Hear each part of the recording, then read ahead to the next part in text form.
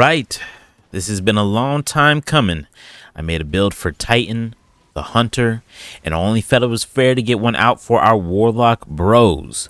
Only issue was that I hadn't touched my Warlock in so long, I never even started the Beyond Light campaign on him. That means I had two sets, not one, but two sets of grindy campaigns to get through just to unlock stasis and the aspects, as well as the Osmiomancy gloves from the legendary version of the Witch Queen campaign. Like, dang, that was busy. And I did get a little sidetracked along the way, but we are finally here. At this point, there's probably a bajillion Warlock builds using these gauntlets, but we're gonna see this through. And maybe I just might have something a little different here for you to experiment with.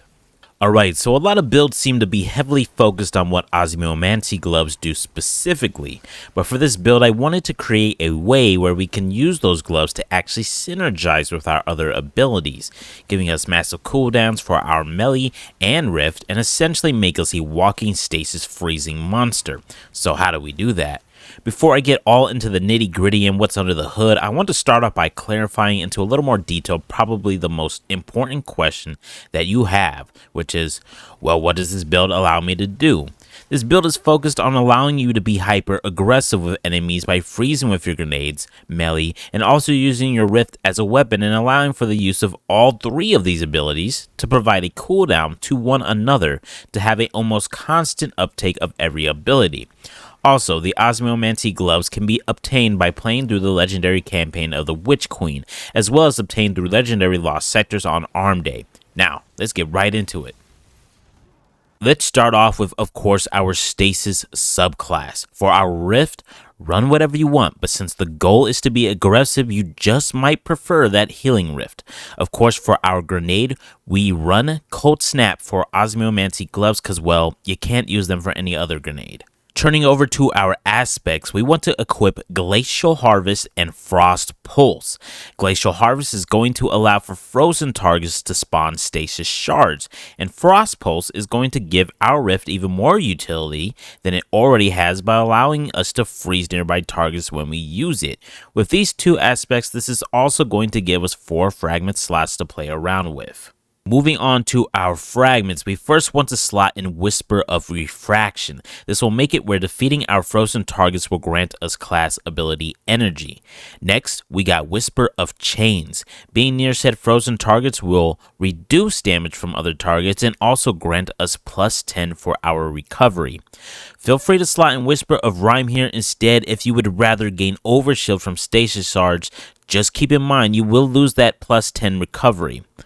Third, we want to slot in Whisper of Torment. That's going to grant us grenade energy every time a target has the audacity to shoot at you.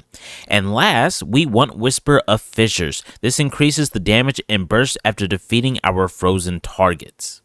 Alright, now time we look at our armor. First thing first, the affinity I chose was stasis on everything but our bond. For our bond, after experimenting with mods on the other affinities, I decided Void felt the best here, but honestly, run whatever affinity you like here, as the mods we slot there don't require any specific affinity.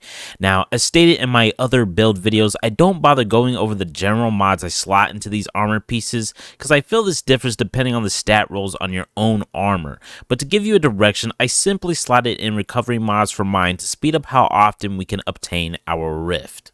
Okay, first is Helmet. All we are slotting in here is a Well of Restoration mod. This mod is going to give you additional ability energy when picking up stasis wells. Moving on to the Osmiomancy gloves, we want 2 melee kickstart mods. 2 of these is going to grant you 25% of your melee back after using your melee ability. There's also grenade kickstart, but since the gloves have 2 charges and the mod will not activate unless that energy is fully expended, these would be useless, so stick with the melee kickstart here. Lastly, we slot in the Elemental Shards mod. That's going to allow our stasis shards to function as wells, giving us melee cooldown as well as extra cooldown for our other abilities. Moving on, we have our chest. So I went for 2 thermoshock plating mods, as there really isn't all that much you can do when it comes to the chest at the moment, but having reduced damage of any is a plus. As for the thermoshock plating, that can be found in the current artifact for this season. Next, we want elemental ordinance. You're going to be using your grenade a lot, so it doesn't hurt to gain any extra wells that we can from killing targets with it. For the boots, we have another well of restoration. Yep, that's it. And then finally, we have our bond. We are going to be slotting in 2 distribution mods.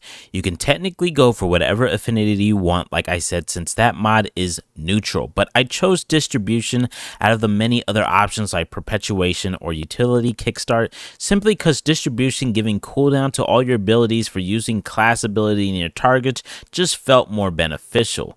This will leave you with 2 energy slots on your bond left, but there wasn't anything important that needed to be added here, which is why I didn't even bother to masterwork this bond all the way, but if you have the space, feel free to slot whatever you think may be useful.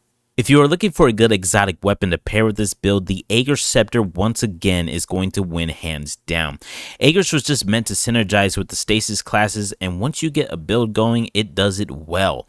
Oh, and before I forget, if you had happened to miss out on this exotic last season, you can purchase it from the Monument to the Lost Lights kiosk in the tower next to the vaults. Alright, that is all. Warlock stasis build done. Before I hop out, I want to just give a thank you to everyone that has been tuning in, watching the videos, showing some love, and really giving me the motivation to do more of these and get videos out there a lot sooner.